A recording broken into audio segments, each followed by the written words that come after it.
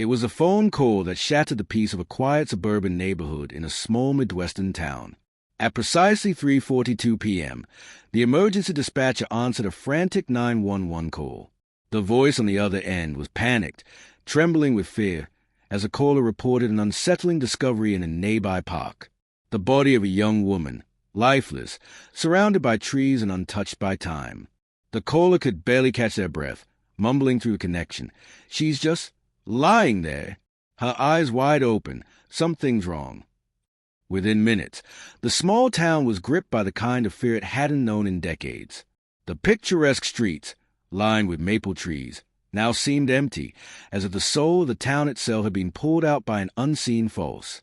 What was supposed to be a peaceful Saturday afternoon would forever be marked by the chilling discovery that would haunt everyone who heard the name, Vanishing Point. The victim, whose name was Emily Tanner, had been a local to the town of Ridgeview for most of her life. A bright, ambitious woman in her mid-20s, Emily was known for her warm smile, her work at a local cafe, and her passion for graphic design. To the people of Ridgeview, Emily had seemed as ordinary as anyone else, blending into the fabric of everyday life. She wasn't someone who stood out in a crowd, but her kindness did. No one could have predicted that the quiet young woman who made morning lattes would end up at the center of a deadly mystery. Emily's life, before that fateful afternoon, was like that of any other small-town resident. She worked, hung out with friends, and occasionally traveled to nearby cities for creative inspiration. She was an enigma to some, keeping to herself more often than not, but never gave anyone reason to believe there was anything hidden beneath the surface. But as the days unfolded after her discovery, it became clear that her life was far from ordinary. The day she was found, the local authorities wasted no time in responding. Officers arrived at the park where she had been discovered. The air was heavy, thick with unease, as the crime scene was roped off. Emily lay in a patch of grass under the shade of an oak tree, her body unmoving, a sight that would forever be burned into the minds of the officers who found her. The cause of death was not immediately apparent, and the place where she was found seemed untouched. There were no signs of struggle. Her body was posed unnaturally, with her arms stretched out at her sides and her legs crossed, almost as if she had peacefully fallen asleep in the park and simply never woke up. Detective Jane Foster, a seasoned investigator who had seen her fair share of crime scenes, took charge of the case. As she stood over Emily's body, she couldn't shake the feeling that there was something more to the scene than met the eye. There was a strange calmness to the place, a chilling stillness that raised questions. Was this an accidental death, or was there a darker explanation? The initial examination suggested no obvious cause of death. Emily's skin was pale but not discolored, and there were no obvious signs of trauma. It was as if she had simply collapsed and died, her body left behind like an abandoned doll. Foster's instincts told her there was something off, something that didn't belong in this serene park. For the first few days, the investigation moved forward cautiously. Emily's family, the local police, and even her close friends were all left in the dark. No one could explain why she had ended up in that park, alone. There were no eyewitnesses, no reports of unusual behavior in the days leading up to her death. Emily had been the picture of normalcy until she wasn't.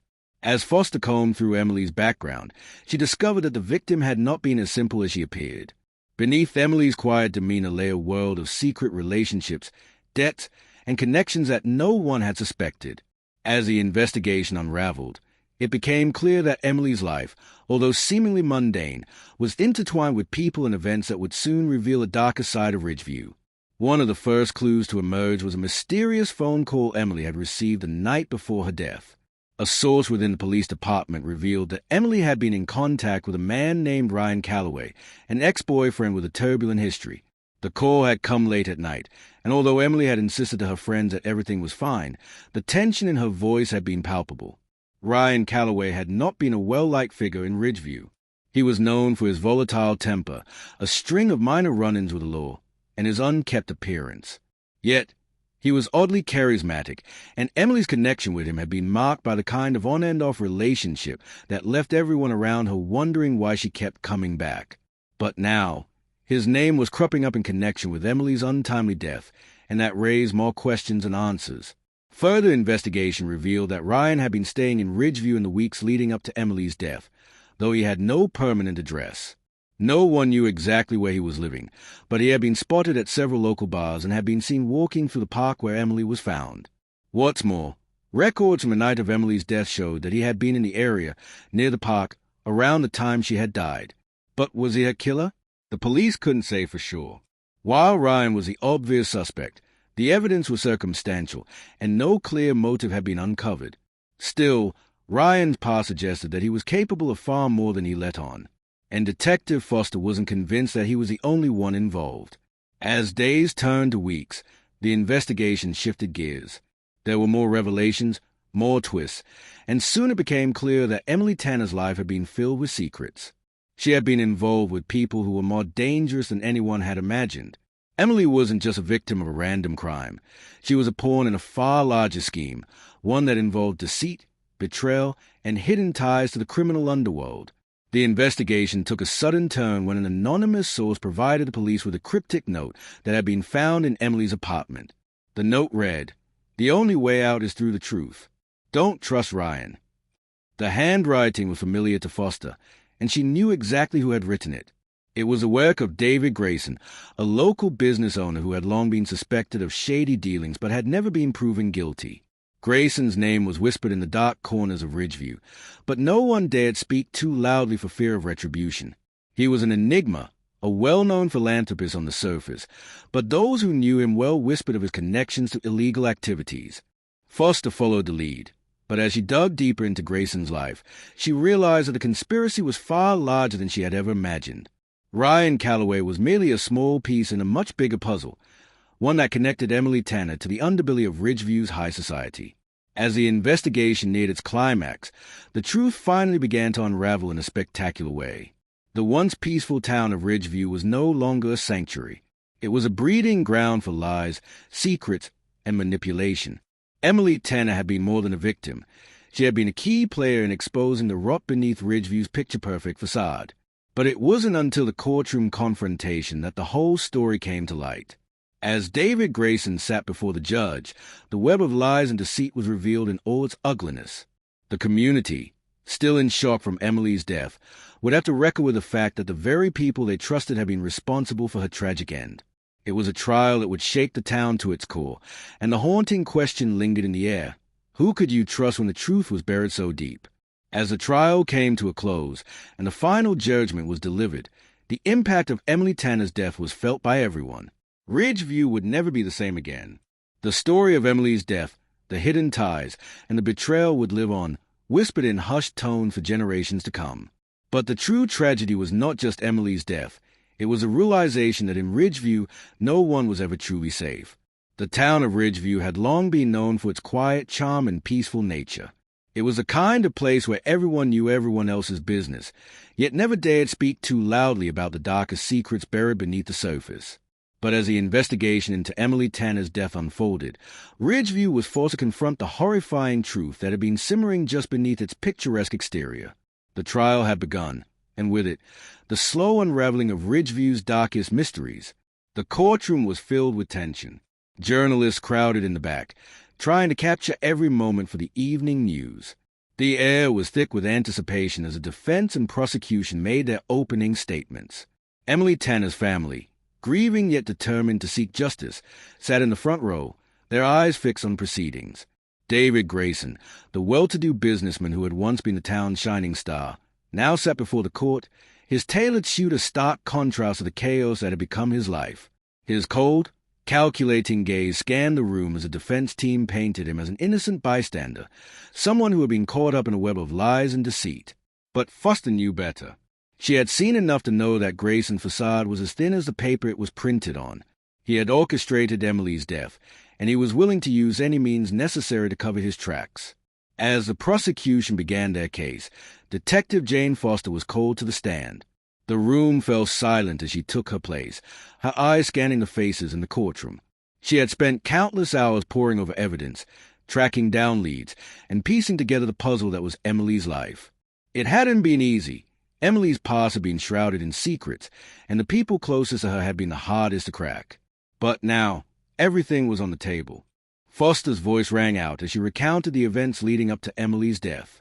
She explained how Emily had been in contact with Ryan Callaway, her ex-boyfriend, the night before she was found dead.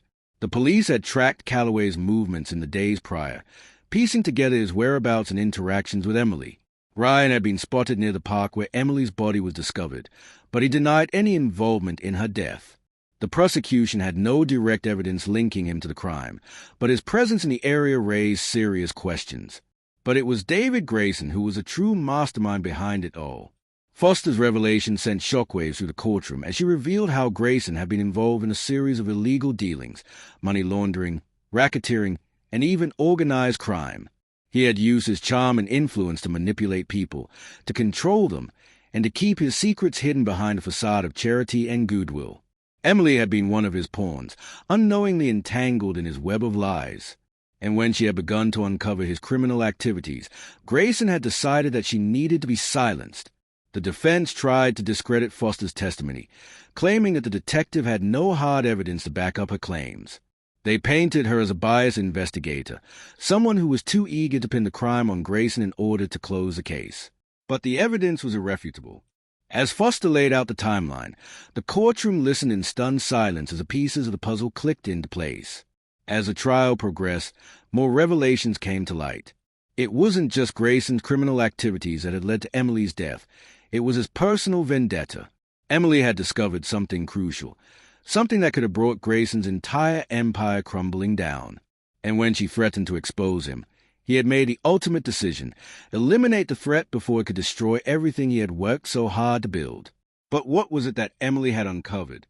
What was so damning that Grayson would go to such extreme lengths to cover it up? As the prosecution dug deeper, they discovered a hidden ledger tucked away in a secret compartment in Emily's apartment. The ledger contained names, dates, and transactions, evidence of Grayson's ties to criminal organizations in other states. It was a gold mine of information, a roadmap to Grayson's illicit dealings. Emily had found it, and in a final act of defiance, she had hidden it in plain sight, hoping that someone would eventually find it and bring Grayson to justice. But Grayson had been one step ahead.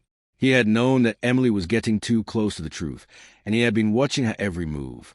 The night she received that cryptic phone call from Ryan Callaway was the night she made the final, fateful decision to expose him.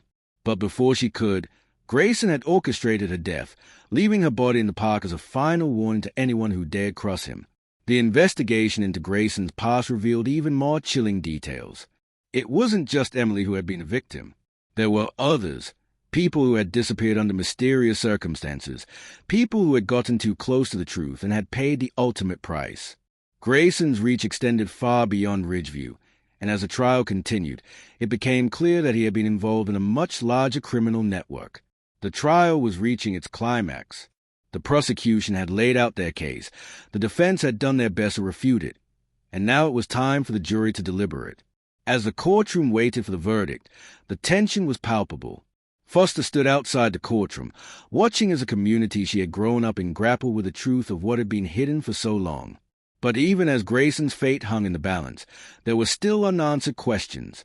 The trial may have been nearing its end, but the ripple effect of Emily Tanner's death would be felt for years to come. The secrets that had been exposed were only the tip of the iceberg. There was more to this story than anyone had anticipated, and as the trial concluded, the real question remained: how many more people were involved in the darkness that had consumed Ridgeview? The courtroom erupted in a mixture of gasps and silence as the verdict was read. Grayson had been found guilty of murder, conspiracy, and multiple counts of racketeering. The gavel slammed down, and for a moment, the weight of justice settled over the room. But even as the judge pronounced the sentence, there was a sense of unfinished business. Grayson's conviction was only the beginning. The investigation was still ongoing, and there were more people to bring to justice. As the news spread throughout Ridgeview, the community began to come to terms with the fact that the town, once seen as a safe haven, was not what it seemed. Trust had been shattered, and the reality of the darkness that had festered in their midst would haunt them for years to come. In the aftermath of the trial, Emily Tanner's family tried to find some semblance of peace. The pain of losing her would never fully heal, but they took solace in the fact that her death had not been in vain.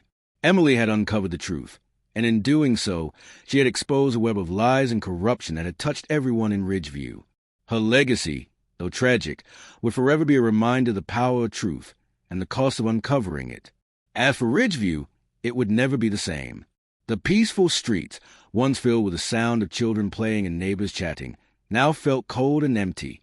The shadow of Emily's death loomed over the town, and the people who lived there would always remember the chilling truth that had been uncovered, piece by piece, in the courtroom that had forever changed their world. But the question remained, how many more secrets were waiting to be revealed, and who would be brave enough to seek them out? The end of Emily Tanner's story marked the beginning of a new chapter for Ridgeview, a chapter where no one would ever be the same.